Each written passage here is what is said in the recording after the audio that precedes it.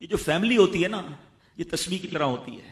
اور ہم نے دیکھا ہے کہ یہ جو ہے نا تسبیح کے اوپر والا حصہ، یہ ماں باپ ہوتے ہیں. جب یہ چلے جاتے ہیں نا تو اپنے بھائی بہنوں کو جس طرح تسبیح کے دانے بکھرتے ہیں نا، اس طرح بکھرتے دیکھا ہے. جب تک ماں باپ ہیں پہلے تو ان کی برکتیں لینا، اور جب یہ چلے جائیں نا تو یہ دانے بکھرنے مت دینا، جوڑ کے رکھنا اپنی فیملی کو. یہ فیملی یہی تو پیار ہے زندگی میں. تھوڑے سے پیسوں کے لیے بھائی بہن لڑتے ہیں، جائیداد کے لیے بھائی بہن لڑتے ہیں، تھوڑے کاروبار کے لیے لڑتے ہیں. ارے قربان کر دو، کوئی بات نہیں، بھائی کو تھوڑا زیادہ چلا جائے، میری بہن کے گھر میں ہی جا رہا ہے نا، یہ تیرا ہے، یہ میرا ہے، نہ کیا کرے. یہ گھر کی محبتیں آپ کو بہت ساری بیماریوں سے بچاتی ہیں. حدیث پاک میں آتا ہے جس کا مضمون ہے جو چاہتا ہے کہ اس کی زندگی میں اضافہ ہو جائے، عمر میں اضافہ ہو جائے، بری موت سے بچے، اسے چاہیے کہ وہ صلہ رحمی کرے.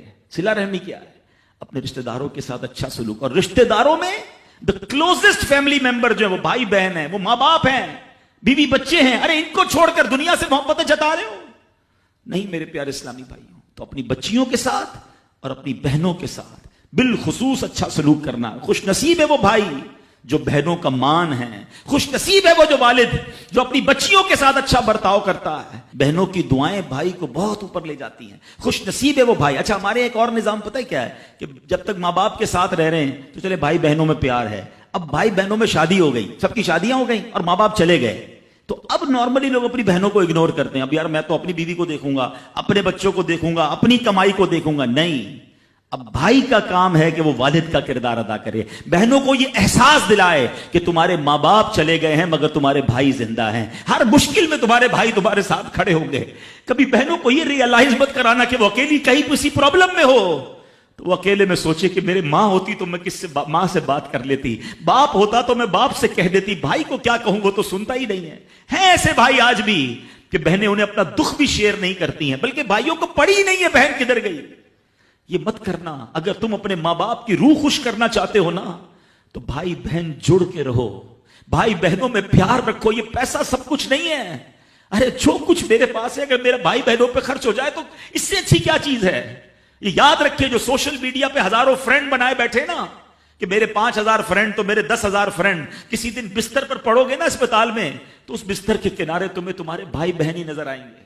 وہ سوشل میڈیا والا تمہارا جو سارے دن چیٹنگ جس کے ساتھ واٹس ایپ پہ لگے ہوئے ہو نا گروپ میں، کوئی نظر نہیں آئے گا. جب تمہارے گھر میں کوئی بچے کا پرابلم ہوگا، آدھی رات کو اگر تمہارے گھر کوئی آ کے تمہیں دلاسا دے گا تو تمہارے بھائی بہن ہوں گے. بہنوں کو حقیر نہ سمجھنا، یہ ان لوگوں کے لیے بھی درس ہے. اسلام جب نہیں آیا تھا نا تو بہنوں کے حقوق نہیں تھے، ان کو کوئی ورثے میں حق نہیں دیتا تھا، بہنوں کی شادیاں نہیں کرواتے تھے. مگر آج بھی کچھ قبائل سنا ہے ایسے ہیں، آج بھی بدبخت کچھ لوگ ایسے ہیں جو بہنوں کے حق دبا لیتے ہیں. ارے بہنیں تو غم گسار ہوتی ہیں، بہنیں تو بھائیوں کا مان ہوتی ہیں. ارے بہنیں ہوتی ہیں تو گھر میں رونق ہوتی ہے. ارے بہنوں کو عزت دیا کرو، بہنوں کو پیار دیا کرو. اللہ کے حبیب فرماتے ہیں ایسا بھی ہوا کہ کچھ لوگوں کی ماں باپ جلدی چلے گئے، اب بھائی پر بہنوں کا بوجھ ہے. ایک صحابی کے بارے میں آتا ہے ان کی 6 یا 7 بہنیں تھیں اور سبحان اللہ وہ اپنی بہنوں کو انہوں نے پالا، اپنی بہنوں کو باپ بن کر پالا. ان کے بالوں میں کنگھی بھی کرتے تھے. اور جب بہنوں کی شادیاں ہو گئی، بہنیں بڑی ہو گئی، اپنی شادی تاخیر سے کی اور شادی بھی کسی بیوہ سے کی.